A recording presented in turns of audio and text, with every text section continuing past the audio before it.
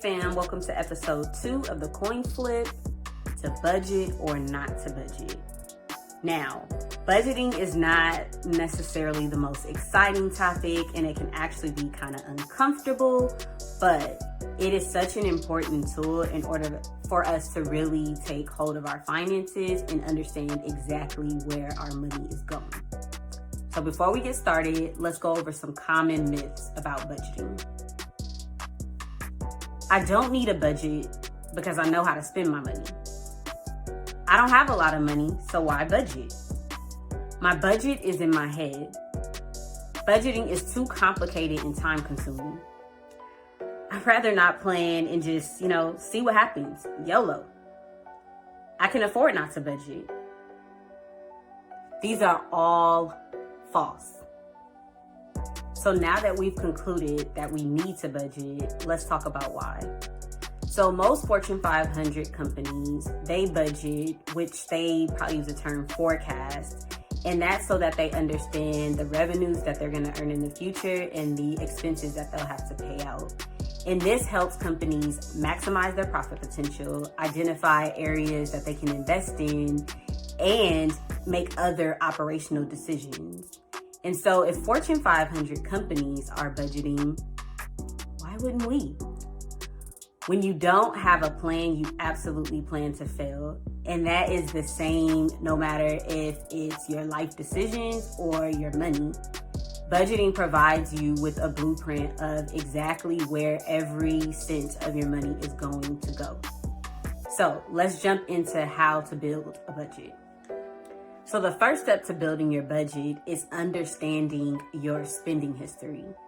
I always suggest for my friends and family to first look at the last 3 to 6 months of spending so that you can better understand your habits and areas that you can potentially improve in.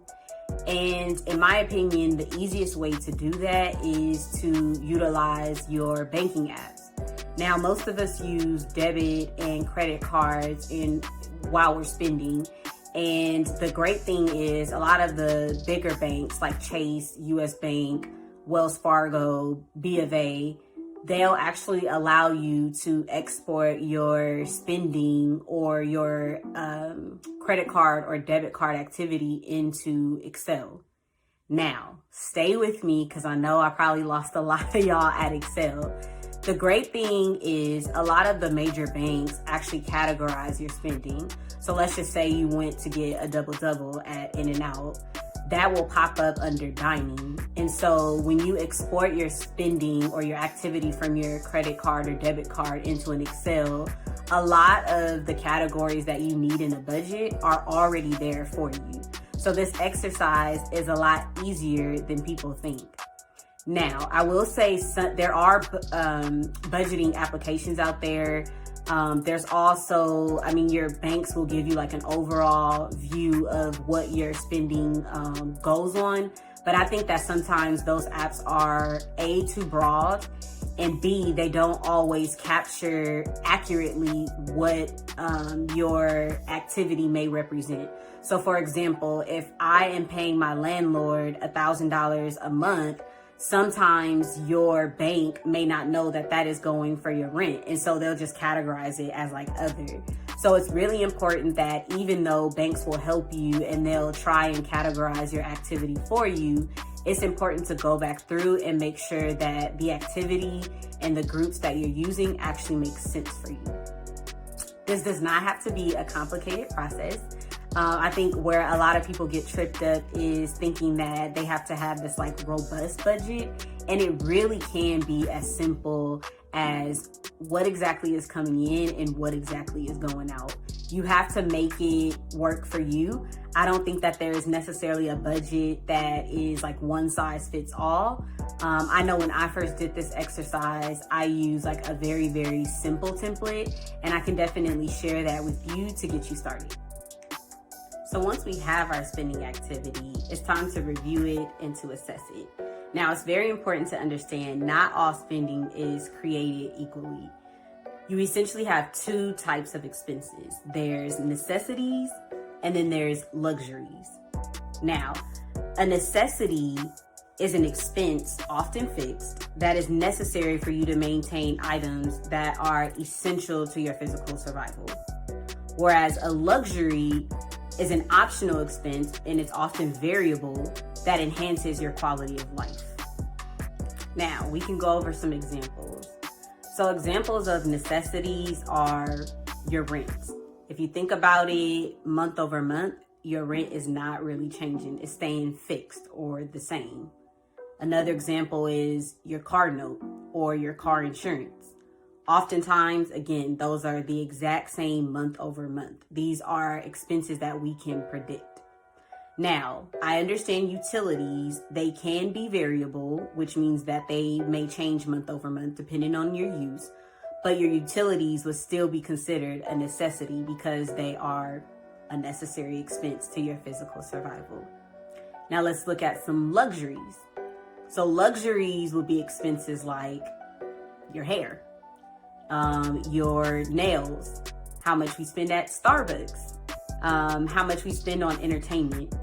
If we really think about these expenses and this type of spending, it's not that we need these things, they just enhance our quality of life. So as we're looking through our spending, most likely the highest necessity and just overall expense that you have is going to be your rent or your mortgage. Now, I want to talk a little bit, especially to the people that are my age, in that 18 to 35 range, that are really just trying to figure out life right now. So I think there's a belief that when you turn 18 or when you graduate from college, that you're supposed to be able to get a house on your own or an apartment on your own. And I really, really want us to understand that the economy that we experience today and the economy that our parents got to experience back in the 60s, 70s, and 80s, they're two very, very different economies. And so I don't want us to beat ourselves up with these unrealistic expectations of sustaining and maintaining a residence of our own. I think a lot of times, especially if you're going to college, you're likely coming out of college with some type of debt.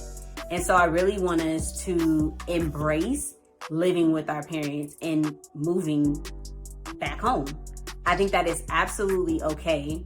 And if you think about it, you're helping your parents pay off their rent or mortgage, which can allow them to potentially retire earlier. And so I think that we just have to think about our money and the way we spend in a more collaborative approach, rather just thinking about, okay, what are my finances doing for me and how is my spending affecting me? So typically you don't want to spend more than 25 to 30% of your income on rent or your where you lay your head. If you're spending upwards of like 40% on your rent or mortgage, we really have to reconsider some ways that we can cut that expense back. Now, I know that roommates aren't always the most ideal situation, but I think it's a very easy way for us to cut back on some of those expenses.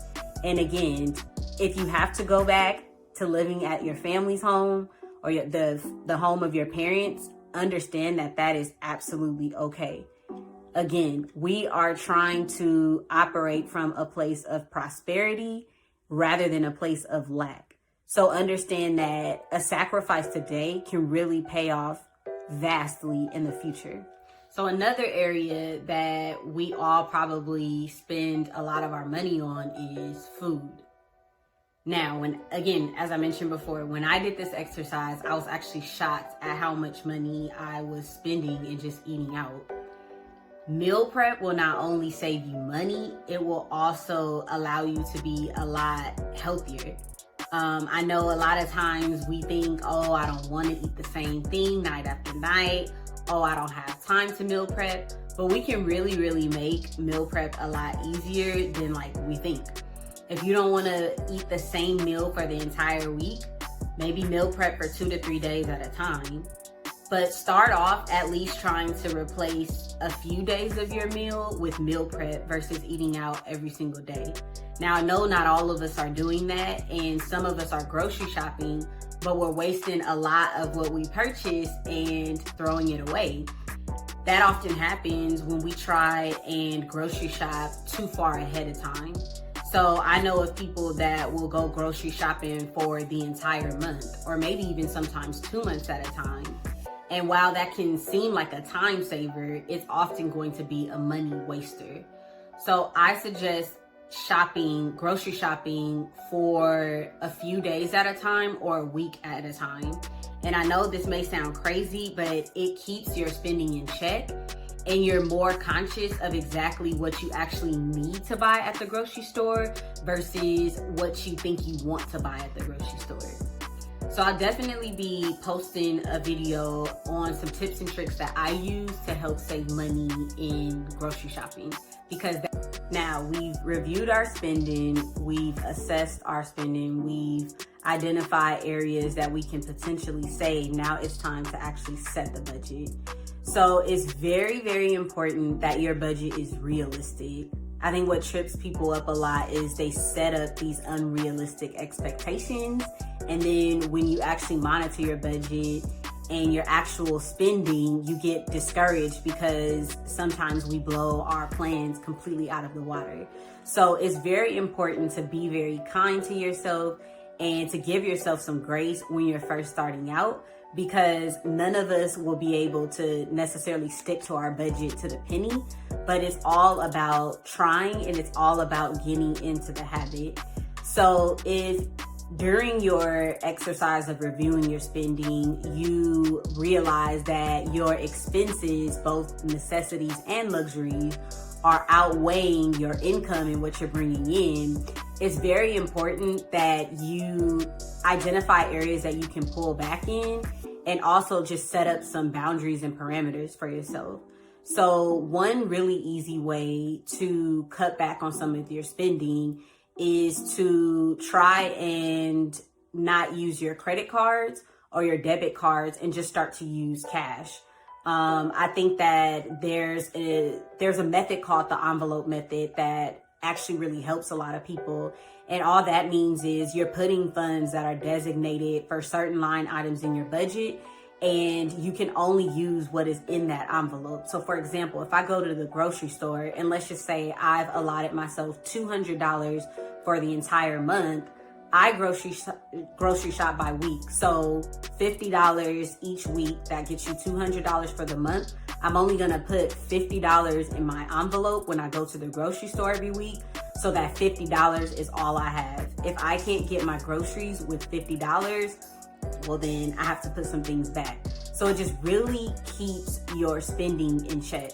I think that it's a great method, especially as I said, if you're in credit card debt and you want to stop swiping your card, or if you really just want to get a hold of some of your expenses, the envelope method is definitely the way to go. Now, it's important that you actually track your budget versus your actual. And you do that, I would say, at least on a monthly basis. Because the entire purpose of this exercise is to see and try and plan our spending habits. And so if we're not actually tracking what we actually spent and money that went out versus what we thought went out, it defeats the entire purpose. And so go ahead, look at exactly what you spent compared to what you planned, and identify some areas and some ways that you can improve going forward. We're looking for progress, not perfection, in the words of Pastor Michael Todd. Again, just give yourself grace. Understand that, especially the first time around, you don't always get it right, but you want to keep going. As you keep practicing the habit, you're able to refine your budget more and more and more. And hopefully we get to a point where we have excess that we can save and invest. So I hope this was helpful for you. I hope that budgeting is now a more palatable exercise for you to do. And I hope that you can implement some of these tips and tricks that we talked about in your everyday life. All right, bye family.